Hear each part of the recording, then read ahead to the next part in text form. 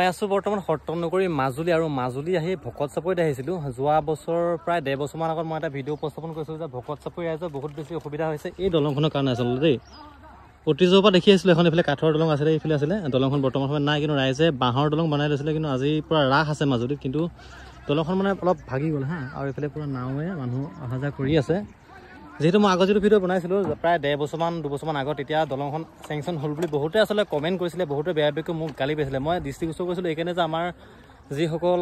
চৰকাৰী মানুহ বা ওপৰৰ মানুহ তেওঁলোকে দৃষ্টিগোচৰ হৈ ৰাইজৰ সুবিধাৰ কাৰণে যাতে দলংখন অতি সোনকালে কৰি দিয়ে তাৰ সেইটোকে আচলতে মই ভিডিঅ'টো উপস্থাপন কৰিছিলোঁ কিন্তু বৰ্তমান সময়ত আজিও আহিলোঁ মাজুলীত ৰাস চাবৰ কাৰণে কিন্তু এইফালে দেখিছেই পূৰা দলং অৱস্থা বেয়া এইফালে নাৱেৰে অহা যোৱা কৰিবলৈ আছে গতিকে বেলেগ একো নকওঁ